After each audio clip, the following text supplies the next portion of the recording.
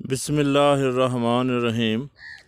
सज्जणों ते बेलियो ते दोस्तों, अज असी पहुँचे हाँ डॉक्टर इफ्तिखार दे नाल ते उहदी टीम दे नाल एक नहर ते तुहानूं इस नहर दे बारे दसदे हाँ। तुसीं देख रहे हो doctor Iftikhar official YouTube channel.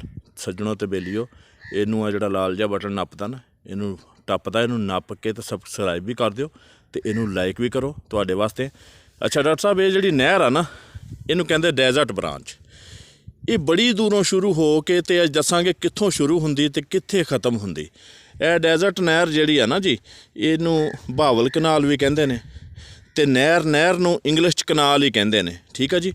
ये नहरी पानी ते साग ते मक्की दी रोटी ते ये जिमीदार नूं पानी ये दिंदी है। नहरी पानी जिहड़ा ना, ये नहर शुरू हुंदी जे झंग तो। झंग ते जिहड़ा है जे ना डैम, एक तरिमू डैम उन्होंने कहंदे, उत्थों दो नहरां कड्ढियां ने, कच्ची पक्की इनू कहंदे ने। ये शोरकोट तो हुंदियां होईयां अगे आउंदियां ने दरियाए रावी च आके पैंदियां ने दोने कच्ची पक्की।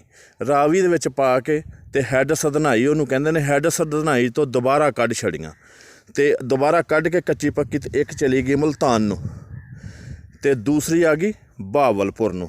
बहावलपुर नूं जिहड़ी आउंदी आ डेजर्ट ब्रांच, ये अगों आ गया दरियाए सतलुज। दरियाए सतलुज के थल्लियों की नहर टपाती, उन्होंने कहंदे ने हैड सैफन।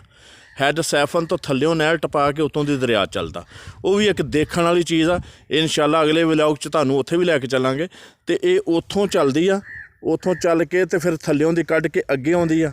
अगे इनू मैलसी लिंक भी कहंदे आ। अगे फिर खैरपुर टामे वाली तो हुंदी होई लाल सुहारा ते आके फिर एक हैड आ लाल सुहारे दा। लाल सुहारा नैशनल पार्क भी बड़ी मशहूर आ। वो काफ़ी सारा दोस्तों ने देखी भी होएगी, सुनिया भी होएगा उहदे बारे दे विच।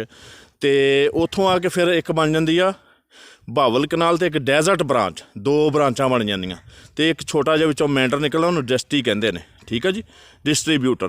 तो उत्थों जिहड़ी डेजर्ट ब्रांच आ, ये फिर अगों पानी दिंदी आ अगे इहदे नाल DB। इहदे नाल पिंडां दे नाल DB हुंदे ने ते जिहड़े बहावल कनाल जिहनूं शमाही नहर आंदे ने, वो ते BC हुंदे ने।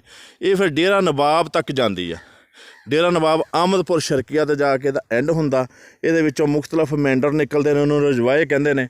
ते इहदे किनारे ते दरखत ने, नाल एक सड़क बनी हुई जे माशाअल्लाह बड़ी सोहनी। ते डेजर्ट ब्रांच इहनूं इसलिए कहंदे आ कि यह देखो दोस्तों, डेजर्ट कहंदे ने ए टिब्बियां नूं। ए टिब्बे तुहानूं विखाउणा, चोलस्तान भी इहनूं कहंदे ने, टिब्बे